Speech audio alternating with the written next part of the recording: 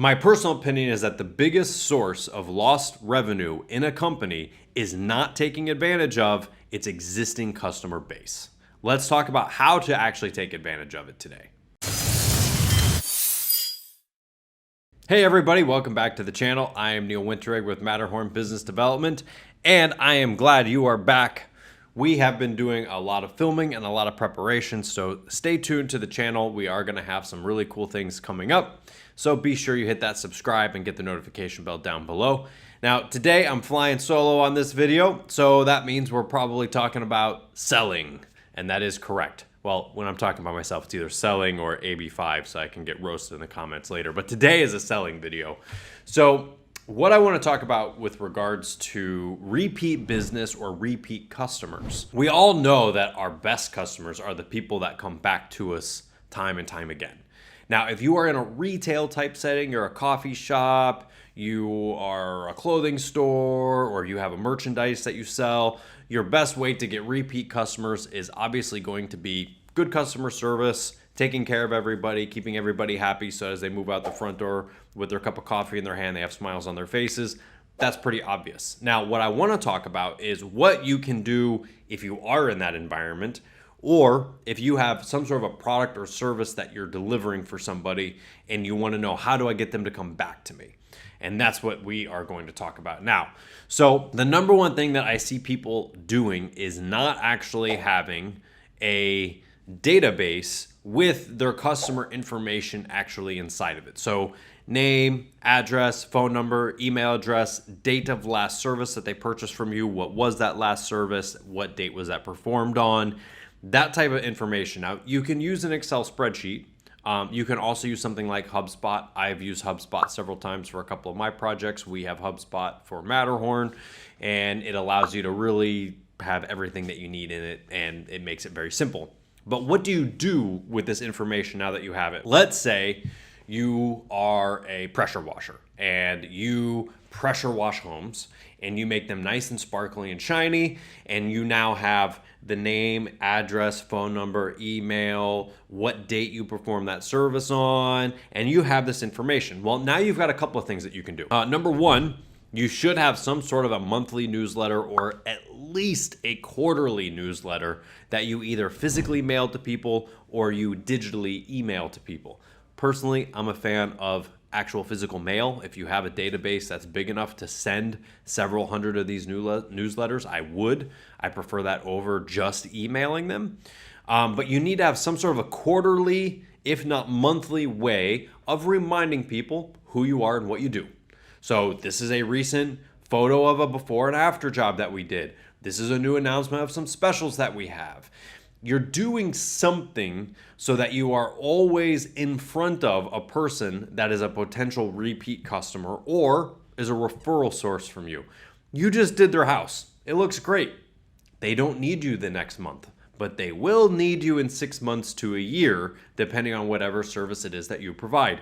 So you have to maintain some sort of a relationship with them. Another couple of things that you can do is give them a call. 6 months later, you say, hey, just wanted you to know I'm going to be in your area this week. I love that line. I'm going to be in your area.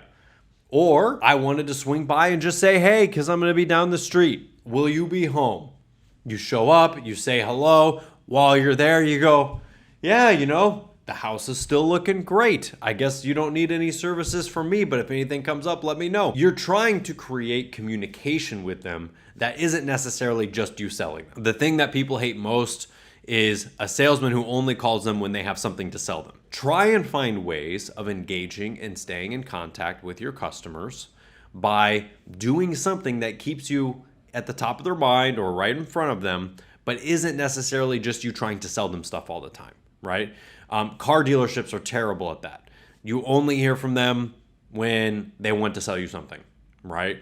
And that's fine because they'll probably sell you something eventually, but it's that natural, easy way of staying in communication, staying in touch with people, and letting them know that you haven't forgotten about them. So find a way that works for you and in your business or in your industry that allows you to maintain that contact with people. If I had a coffee shop, I would make a VIP list. I would ask people to sign up for the VIP list, put your email address down, and you have a VIP option for specials or things in the email that nobody else gets access to. A lot of coffee shops have those things where whenever you use your credit card, it counts up your rewards and you get a free cup of coffee. That's good too. That keeps people coming back. But I would look a little bit further beyond that. How do I stay in touch with people? How do I let them know what's going on? How do I let them know about special events that we're doing? So anything that you can do in that regard. Now, there's another key thing about follow-up business or repeat business. Most times, you're going to have to ask for the repeat business, or you're going to have to ask for the referral to somebody else that they might know, okay? We like to believe that everybody is just going to refer everybody that they know and keep calling us forever just because they're happy with the service that we gave them. And some people will do that. I am that type of person. I will refer you to all sorts of different people and places that I know just because I like going there and I've had a good response there. But most people are not me, okay? I am very willing to communicate with just about anybody about anything, as long as it's not the comment section on an AB5 video that I did.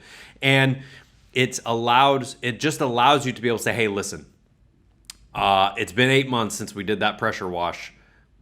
I think you're probably going to be due again. Can I come out and take a look at it? Okay, you have to ask for it because people will tell you all the time, oh man, thank you so much for reminding me. I forgot. It's something that I've been wanting to do for months, but I kept forgetting to call you. People get busy. So you have to ask for repeat business and you have to ask for a referral. If you don't ask, the answer is always no. So just remember that.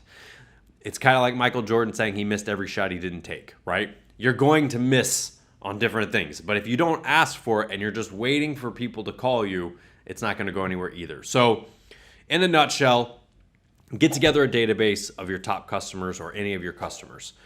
Once you have that database, start sending communication to them either monthly or quarterly, whether it's email or print or a postcard or a thank you for business, whatever it might be. Continuously stay in touch with them and remind them that you exist and that you're there.